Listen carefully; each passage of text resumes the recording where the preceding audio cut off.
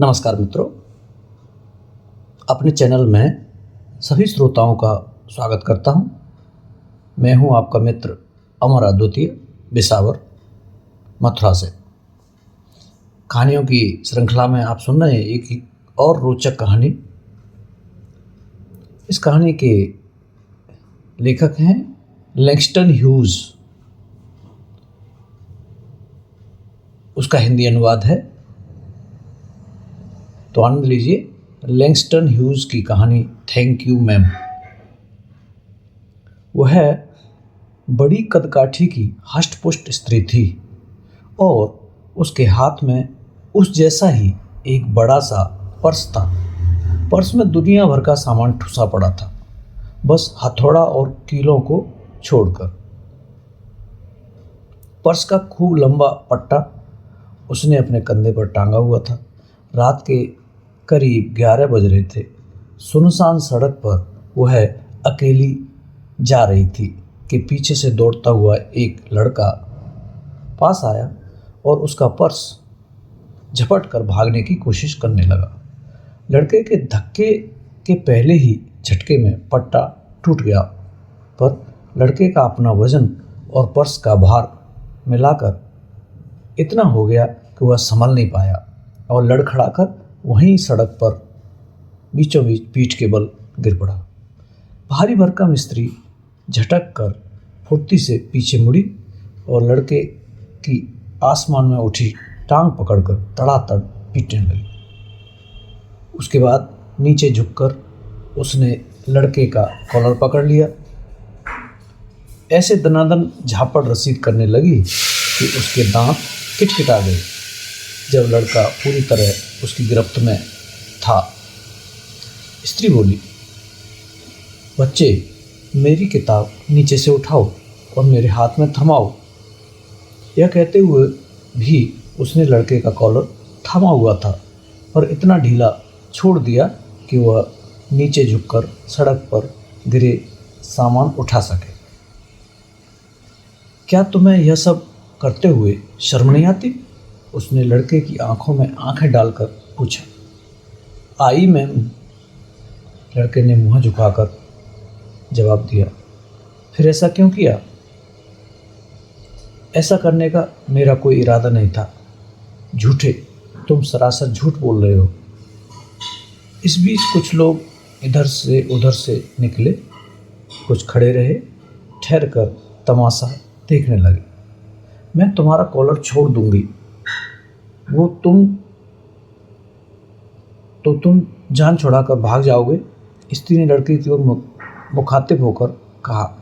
हाँ जी मैम। फिर तो मैं तुम्हें छोड़ने से रही, स्त्री ने कहा और कॉलर कस कर पकड़े रही। सॉरी मैम, मुझसे गलती हो गई, सॉरी, लड़का गिड़गिड़ाया। देखो तो तुम्हारा चेहरा कितना गंदा है। आज घर ले जाकर तुम्हारा चेहरा साबुन से रगड़ रगड़ कर धोऊंगी। घर में किसी ने तुम्हें अपना चेहरा धोने के लिए नहीं कहा? नहीं, धीरे से लड़के ने शब्दों को चबाते हुए जवाब दिया। तो चलो मेरे घर, आज तो इसको साफ होना ही है। सड़क पार करते हुए लड़के से डर से कांपते हुए, लवा घसीटते हुए भारी भरकम स्त्री ने कहा। देखने में वह 14-15 साल का लड़का लगता था। दुबला पतला और लंबा, टेनिस शू और नीली जींस पहने था। चलते चलते उसको देखते हुए स्त्री बोली, तुम्हें तो मेरा बेटा होना चाहिए था। मैं सिखाती गलत क्या होता है, सही क्या। इतना तो कर ही सकती हूँ कि अभी चलकर तुम्हारा चेहरा धोकर साफ कर दूंगी। भूख लगी है?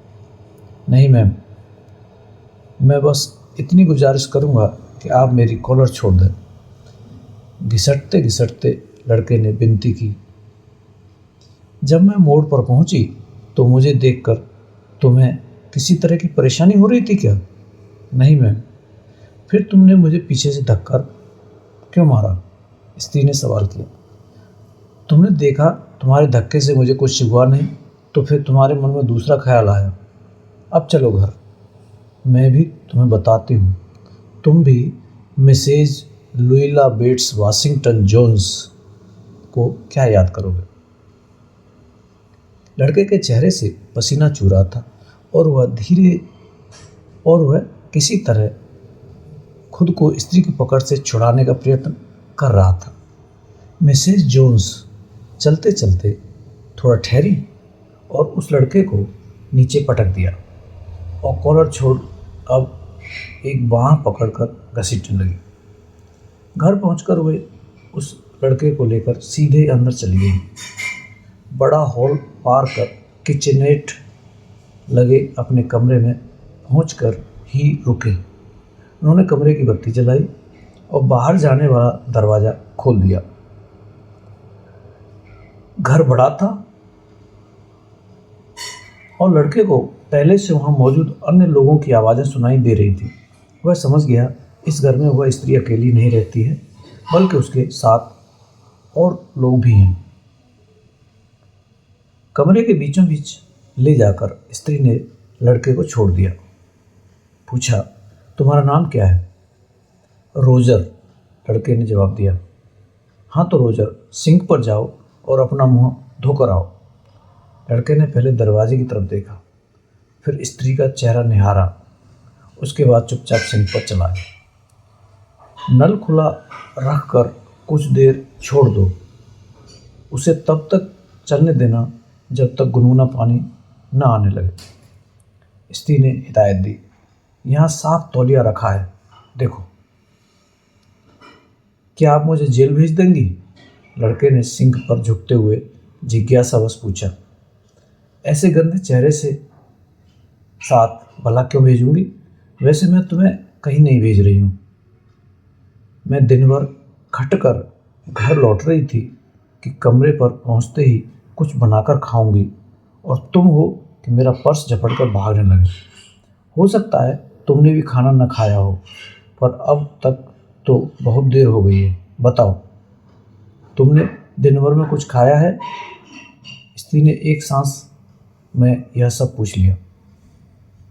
मेरे घर में कोई नहीं है, लड़के ने बताया। तब चलो हम दोनों मिलकर कुछ खाते हैं, स्त्री बोलती रही। मुझे लगता है तुम्हें भूख लगी होगी। जहाँ पहुंचकर अब तो यह भूख और भी बढ़ गई होगी। तुमने मेरा पर्स झपटने में भी तो बहुत अच्छी खासी मेहनत की है। मुझे नीले रंग का सुएड का जूता चाहिए, लड़का बोल पड़ा। पर यह जूता खरीदने के लिए तुम्हें मेरा पर्स छीनकर तो नहीं भागना चाहिए था, है ना? स्त्री बोली। मुझसे मांग लेते, मैं इसके लिए तुम्हें पैसे दे देती। मैम, लड़के ने अपना चेहरा उठाकर स्त्री को देखा। उसके अभी धुले हुए चेहरे से अब भी पानी की बूंदें चू रही थीं। वह देखता रहा। उसे पता ही नहीं चला इसमें कितना समय बीत गया। लगता था समय का एक मुलायम सा टुकड़ा उनके बीच ठहर गया है। इस बीच उसने अपना चेहरा पोंछ लिया। इसके बाद भी जब उसको कुछ समझ नहीं आया तो उसने दोबारा तौलिए से पोंछकर अपना चेहरा सुखाया। लड़का असमंजस में था, अब आगे क्या करे। सामने का दरवाज़ा खुला था, छलांग लगाकर वह बाहर भी भाग सकता था। 1 2 3, अभी यहाँ और अगले पर घर से बाहर। स्त्री बिस्तर पर बैठी थी। थोड़ी देर बाद कुछ सोचते हुए बोली, कभी मैं भी तुम्हारी तरह थी, लड़की थी और कई चीज़ों की लालसा होती थी, पर खरीदने को जेब में पैसे नहीं होते। देर तक दोनों खामोश बैठे रहे। फिर लड़के ने मुँह खोला, पर उसकी भौहें तनी हुई थीं। उसको भौहों के तने होने का एहसास नहीं था। तुमने उम्मीद लगाई हुई थी कि अपनी बात मैं वहीं ख़त्म नहीं करूँगी, बल्कि कहूँगी, मगर है ना यह बात? तुमने सोचा होगा मैं कहूँगी, मगर मैंने किसी का पर्स तुम्हारी तरह नहीं छीना। मैं यह नहीं कहूँगी, बिल्कुल नहीं कहूँगी। इसके बाद दोनों के बीच खामोशी पसरी रही। खामोशी और सिर्फ खामोशी।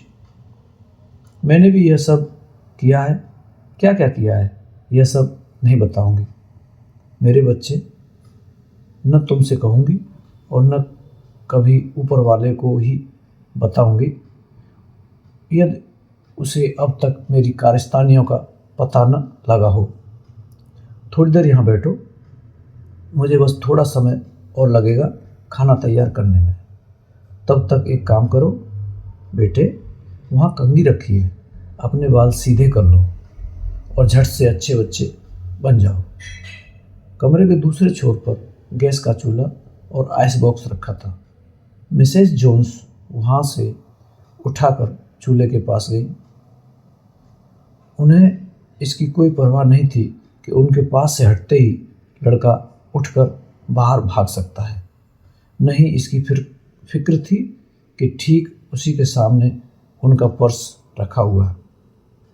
वह लड़का था कि अपनी जगह से थोड़ा हटकर ऐसी जगह बैठ गया जिससे मिसेस जोन्स की निगाह से ओझल न हो, बल्कि काम करते हुए भी उन्हें दिखता रहे यदि वे उस पर नज़र रखना चाहें। उसको लगा जिस स्त्री ने उस पर इतना भरोसा किया है उसका भरोसा किसी सूरत में टूटना नहीं चाहिए। वह किसी शक की छाया से एकदम बाहर रहना चाहता था। पास के स्टोर से कुछ सामान लाना हो तो बताइए, मैं जाकर ले आता हूँ। दूध या और कोई सामान? लड़का बोला। वैसे मुझे तो नहीं लगता कुछ चाहिए, पर यदि तुम्हें शक्कर वाला दूध चाहिए तो जाकर ले आओ। अभी मेरे पास डिब्बे वाला दूध है, उससे मैं हम दोनों के लिए कोको ड्रिंक बना रही हूँ। अरे यह तो बड़ी अच्छी बात है, लड़का एकदम से चहक कर बोल पड़ा। स्त्री ने आइस बॉक्स में रखी कुछ चीज़ें गर्म की और कोको ड्रिंक बनाकर टेबल पर रखा, पर उसने लड़के से एक बार भी उसके घर का पता ठिकाना नहीं पूछा, न परिवार के बारे में ही पूछा।